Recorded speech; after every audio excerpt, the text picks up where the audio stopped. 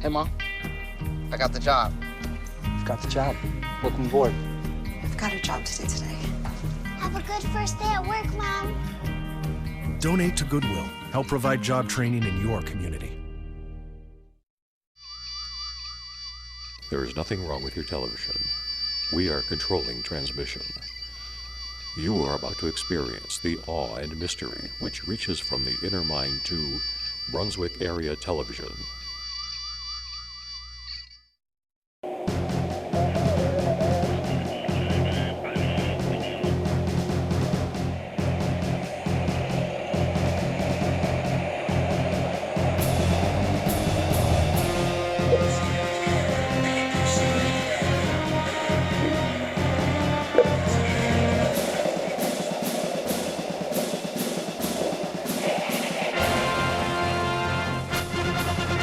Welcome to this month's Salute to Service. Today I have United States Navy veteran Rob Snyder with me. How you doing, Rob? Good, nice to see you. Good. You just recently moved into Medina County, right? I did. And where are you from? Originally from North Canton, Ohio. Down by Maslin, right? Yeah, Maslin. So that's where you grew up and went to school? Yeah, I graduated from Jackson High School. Well, welcome to Medina County. It's Thank great you. to have you here. You're a Navy veteran, and to me, not just any Navy veteran, but you're a submariner, right? Correct. I said that right? Yes, you did. Okay, so how'd you get into submarines and when did you join the Navy? Well, I joined in December of 1999. Mm-hmm. Went to the MEP station. I said I want to do an electronics job. Went through vocational in high school with electronics and said, okay, take your ASVAB test. Took it, passed high enough to get an electronics job. And they said, I'll tell you what, we'll give you a little extra money on your sign-on bonus if you want to go subs. I said, well, how much? They said, about 12 grand. I said, okay, sign me up. So. Wow. Now you guys got paid like hazardous duty pay or something on a sub too. We got what we call sub pay. Sub pay. That's $90 an extra a month. And you can't spend it down there anyway, so you come home No. with quite a bit more. Absolutely. Yeah, I don't think you could lock me in a sub for any period of time. I would go crazy probably. It's actually not as bad as you think. I mean, the sub is 300 feet long, 3 stories high. Don't get me wrong, with 140 men down there, it gets a little cramped, but it's about the good size of a football field. I remember I toured, I think it was one of the old diesel subs, probably from World War II when I was down in Mobile. And you go in one hatch and there's like an aisle to the next hatch and everything's, kind of right and left there. Right. You guys are a little bigger nowadays, I assume. Well, we still have the hatch in the front and the forward, and we have a main passageway that leads to the hatch in the back. Everything else. Wow, that's pretty crazy. So so you were like a radio guy, radio man in the Navy? And how many years did you do in the Navy? I did 3. So where did you go off to your basic training? I went to Great Lakes, Illinois. I unfortunately made the mistake of going in the middle of heart of winter. Ooh.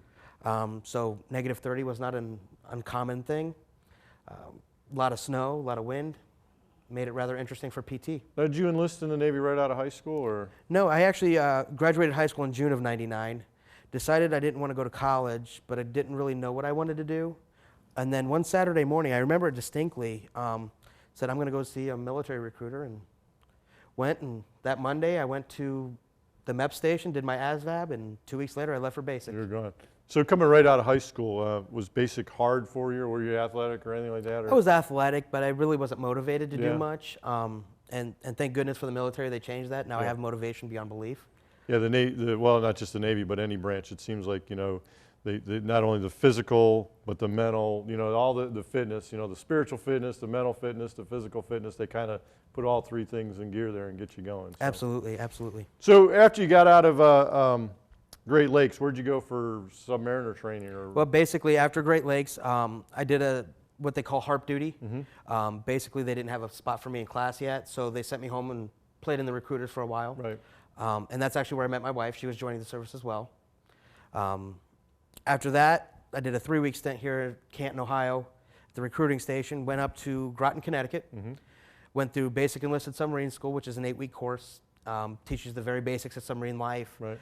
Very basic systems. Graduated that, top of my class. From there, I went to Electronics A School, Electronics Tech A School. Again, there's actually 3 courses behind that. Basic electronics, IC principles, and a couple other courses.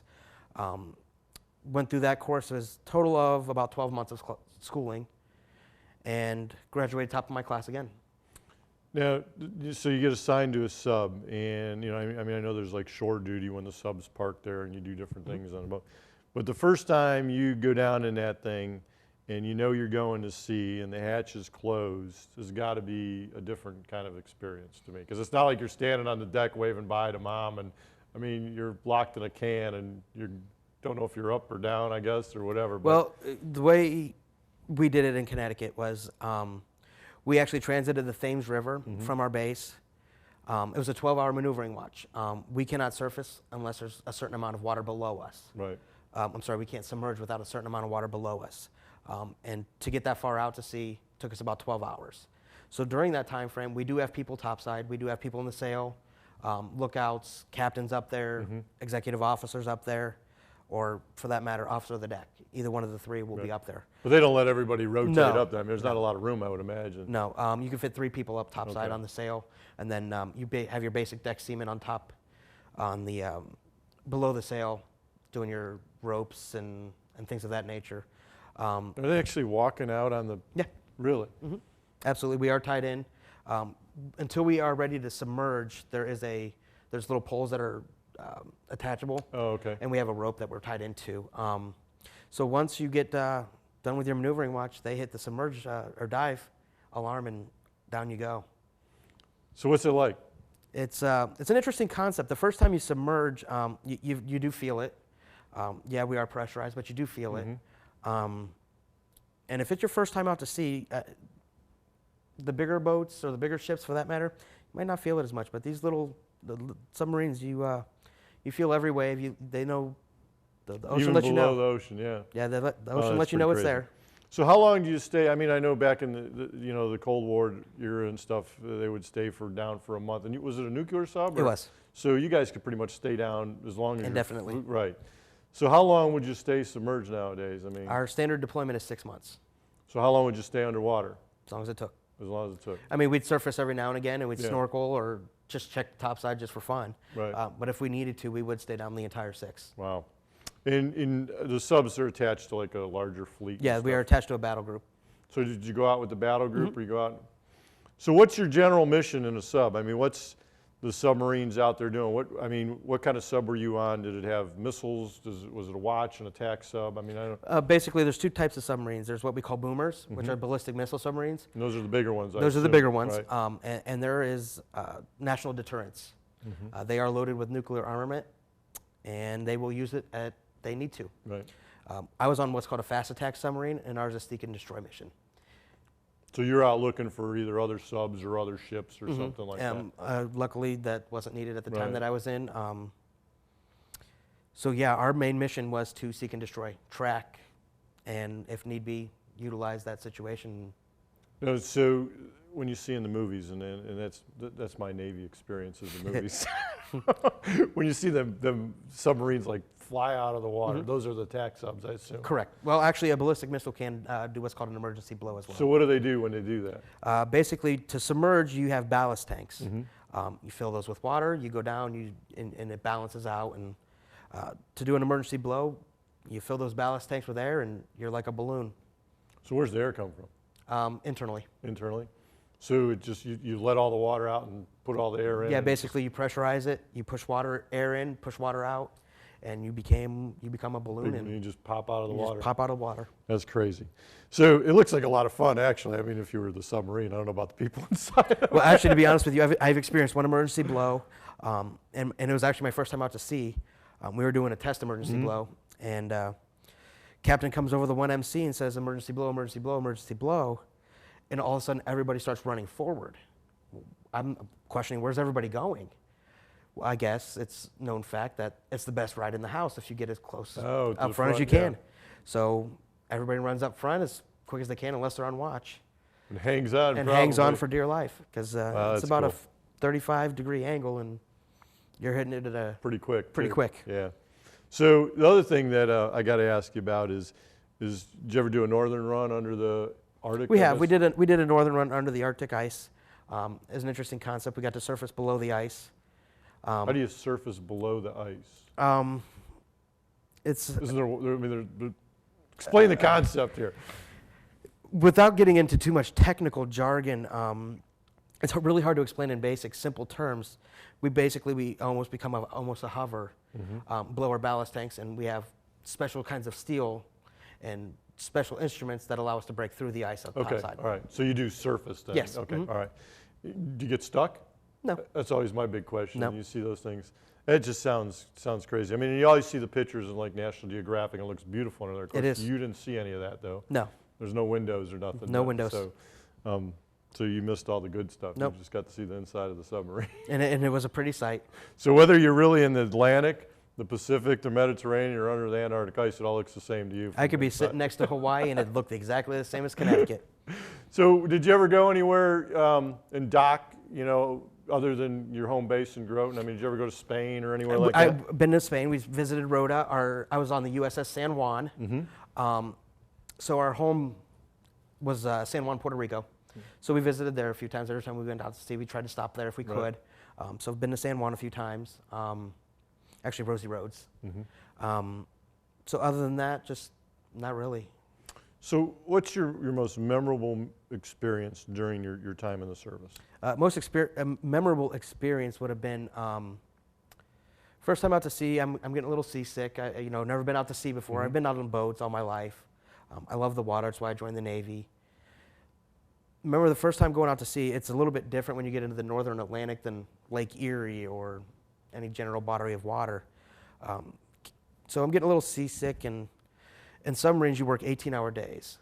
So I was 6 on my watch, 6 off, doing miscellaneous duties, and then I'm 6 in the rack. So my 6 in the rack, I hear the captain come over the 1MC, commence angles and dangles. I have no idea, again, what angles and dangles are. Sounds like a fishing term. It's what it sounds like to me. And the next thing I know, the captain's putting the boat to the test. As big of angle as we can go up, and as big as angle as we can go down. So basically we call it angles and dangles, and we're just kind of zigzagging through the water up and down. So what's the percentage that they'll go at? It's hard to say. Honestly, it depends on the boat. But obviously you probably can't walk from one end of the ship to the other one. You can if you're pretty good at climbing hills. Yeah. Wow. So they got barf bags available for everybody on board? Find a trash can. Wow. So now your wife is also in the Navy. Correct. So and that's where you two met, I assume. She was joining the military when I was home helping the recruiters. So you sucked her into the Navy, right? She came in on her own accord. And then you sucked her into And then I kind of sucked her in. into married her, right? Yeah. You got 2 children? 3. 3 children. All boys, girls? I have 2 boys, ages 5 and 8, and then my daughter is age 12. And they all go to school here in Yeah, they go to Buckeye Local. So let's talk a little bit about what you're doing nowadays, because I know you got out and you got kind of a special job. You worked as a County Veteran Service Officer for Correct. a while down in, was it Stark County? That's correct, Stark County. And then you got hired on with the Ohio Department of Veteran Services. Right. And tell me a little bit about what you do for them. Basically, what I do is my main job function would be as a liaison to provide a conduit between the counties and the federal government. We hope if the counties have a problem with a claim, we help fix that claim. Sometimes I think people forget that there's people involved in this claims process. And I know when I talk to veterans, and I'm sure when you do, a lot of people are angry at the VA. And I mean, me and you know a lot of people that work at the VA. Absolutely. And those people are good people. They really are. They really are. And sometimes I think we forget to separate the bureaucracy and the system from the people that are actually doing Right, the job. absolutely. I mean, everybody's got bad apples, but for the most part, all the people that we know that work there are dedicated individuals Right. to helping veterans. It's just a tough system, and I think that's what you do, is help navigate, Absolutely. like I do. We help people navigate through that system the best Absolutely. we possibly can. Absolutely. And it's tough sometimes, but yeah, I always like to remind people that the people at the VA They do. They mean well. They're good people. They work hard, Yeah. and they do have hearts. They do. They have families just like you and I. They're not robots sitting there No. processing claims. They're good people. They work hard. And they're not there to go deny. I mean, they No. try to approve all the claims that they can. And of course, sometimes by law they can't. Right. But I think that's important to separate that bureaucracy from the people actually doing the job. And the bureaucracy is another thing, I mean, that's Absolutely. a whole other issue. So how many veterans do you usually don't talk to a lot of veterans. You usually talk to guys like me, I assume. Correct. And like I said, you do a great service. Now, how long have you been with the department? It'll be 2 years in June. 2 years in June. Like what you do? Love what I do. Love what you do. You're helping people, right? Right. And that's one of the things. When I got out of the service, I went through blank spot, not knowing what I want to do. I did numerous jobs. I've never been unemployed. Right. Always had something to fall on. So I mean, I did everything from electronics work. I went and got a degree in computer networking. I trimmed trees, and then I found the County Veteran Service Office, and that's been my passion ever since, is helping veterans. Now, let's talk about it. You said when you get out of the service, the day you're getting out, and I always ask everybody this question, because the day that you're getting out is kind of a different day for all of us. What were you thinking about when you're getting, and you tell me about what you were going through in life on that day too. Well, I'll be honest, I was scared. The Navy had been a part of my life for the last 3 years. I knew where I was going to sleep. I knew I had food to eat. And now all of a sudden I don't have a job. I don't have nowhere to go. A wife, kids, I assume? No, at that time I was Okay. still single. Yeah. I was with my wife, but still not living together. She was stationed in Bremerton, Washington. I was in Connecticut. Okay. So at that point I was a little scared. I didn't have anywhere to go other than the family. So I came back here to Massillon, Ohio, and lived with the family for a while until I found footing, and it took a while. Yeah. And during that time, I was going through a lot with my disability. I had lost my eye in the service. Well, tell me a little bit about that. How'd that happen? Well, going out to sea again on a submarine, yeah, the submarine is pressurized, but like I said, you do feel it. Now, is it similar to like when you're going up in an airplane? Up in an airplane, sometimes up you in an feel elevator. your airs are getting blocked and Right. stuff like that? Okay, all right. So similar to that.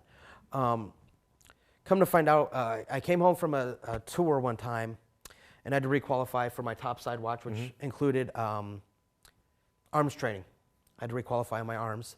So I was sighting in on the M16, and I couldn't see the sight at the end of the rifle. So the range master was yelling at me. Of course he was. I was kind of shooting up his walls a little bit because, you know, I have an M16 in my hand. I'm going to use it, regardless of whether I'm hitting the target or not, because we got to use full auto. Right. It was a good time. So he came to me and says, "Why are you shooting at my walls?" Well, range master, there's no sight at the end of this rifle. It's broken. He goes, "Yes, it is. It's right there." So he put a piece of duct tape over my right eye, and then had me qualify left-handed. Left-handed. And actually qualified expert marksman. But he immediately shipped me to the eye doctor, and they found a retinal detachment. So immediately, they didn't do the surgeries on base. They shipped me to Yale University. Spent a lot of time at Yale, going through their specialists. And 7 surgeries later, and vision loss in my good eye, and the removal of my right eye, here we sit.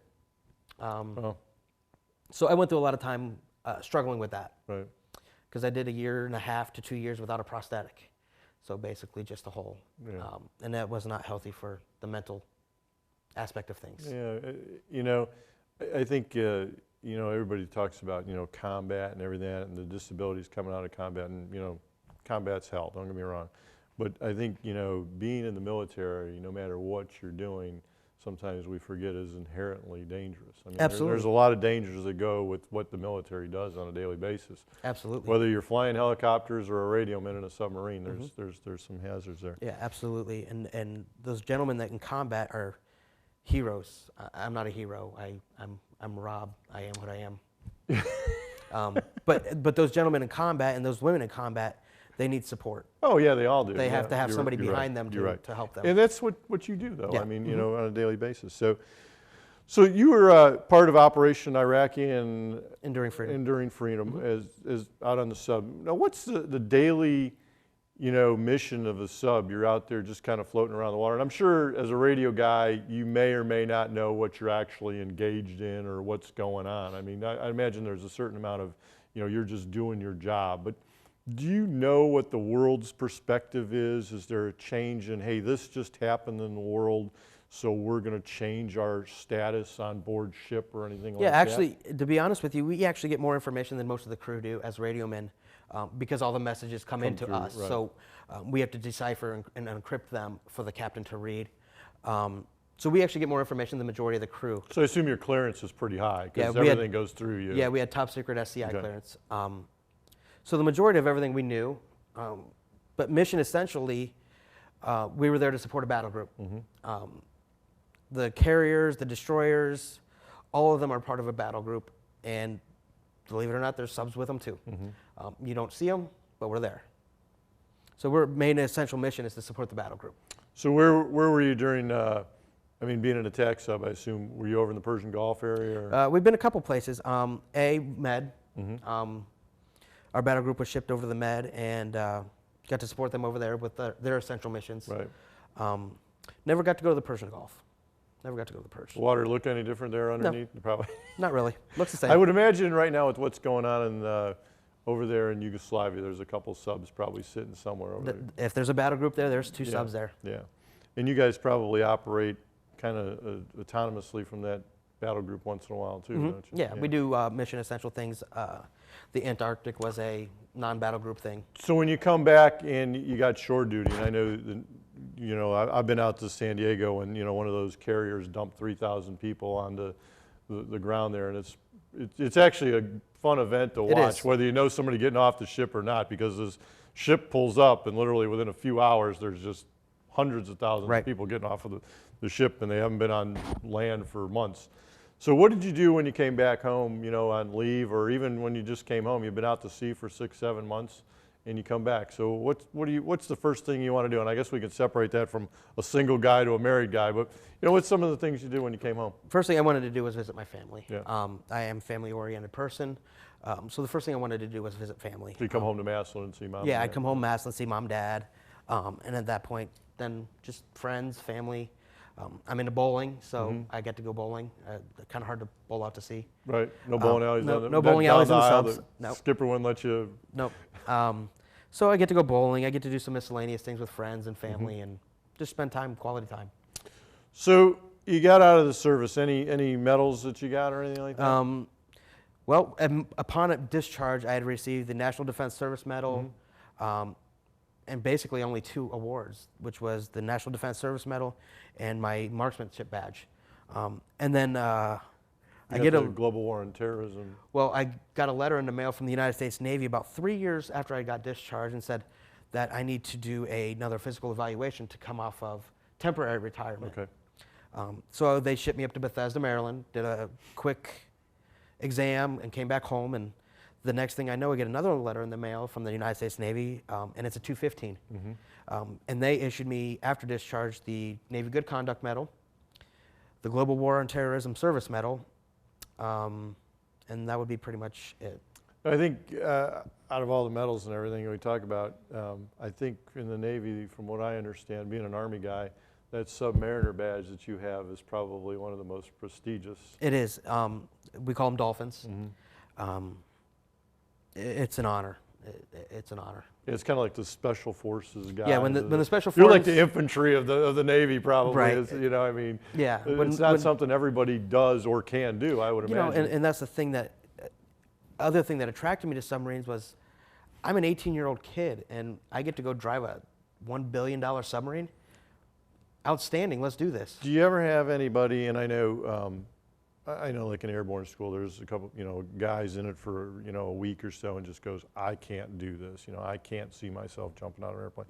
You ever have anybody that they put in the sub and just can't handle it? Well, that's the actually unique thing about subs is it's a complete voluntary force. You don't want it, have a good day. But what about if I say I want it and I get, and all of a sudden I'm locked in this can and, you know, and mentally I just can't, you know, I mean. Well, it's a little bit harder. They'll do what they can to adjust that schedule. They put you, try to get you on shore duty and try to cross-rate you or many other things, but sometimes you are just stuck. Yeah. You do sign a contract, and they hold that contract if need be. But they will do work with you. Right. Yeah, I imagine for somebody it might be difficult. So back to Medina now. You've been living in Medina for 6-7 months. You moved here, I think. actually December 3. Actually December, so right, Christmas. Belong to any of the veterans groups or anything like that? Not yet. I'm still trying to settle everything with the family, get the kids settled in school, wife settled in the area. Your kids play football? Yeah, the kids played football. And then as soon as I'm done settling down and try to get some time with work and everything else, I plan on joining the DAV here and the American Legion. We got some great veterans organizations, and they're very active as far as, you know, we got the National Cemetery down in Rittman, that's part of the county, is going down there and doing honors and stuff like that. I'm going to challenge you to come out to the Memorial Day Parade in Medina. And I'll take that challenge. And come on out. It's a great parade. It's the county seat, and maybe we can get you in one of the organizations to march in that parade too. Hey, it sounds good to me. So my last question to you, if you had to do it all over again, would you do it any different? You know, I'll be honest with you. For a long time, I thought I would. You know, with all the struggles and the hardships that we've gone through, I thought I would. You know, but looking back on it now, with everything that's transpired in my life, absolutely not. It's made me the man that I am. Even losing my eye, I wouldn't give it back. I wouldn't take it back. Well, hey, I want to thank you for your service. I want to thank you for coming to Salute Service today. Thanks, Appreciate Rob. it. Thank you. Rob Snyder from the Ohio Department of Veteran Services and Medina County resident veteran. Thank you. Thank you.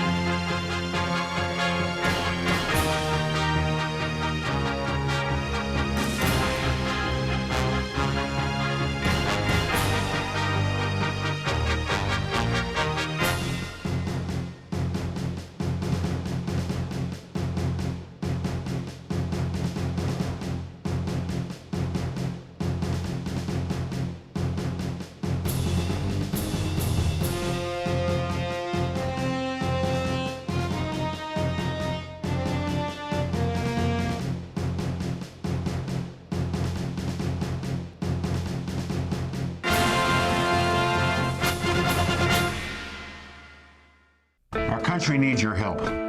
Many young people today feel as if they don't matter and that their future prospects are limited. As a nation, we need to invest in our young people, let them know that they are full of potential. Now let's help them succeed, and mentoring can do that.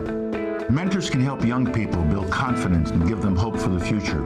So you can help your country by volunteering as a mentor to a young person in your community. And you'll be surprised how good it will make you feel.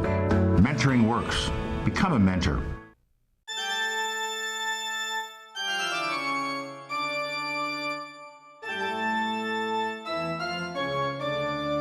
View this and other great BAT programs by visiting bat.pegcentral.com. Brunswick Area Television's on-demand service, streaming on the internet 24 hours a day, 7 days a week.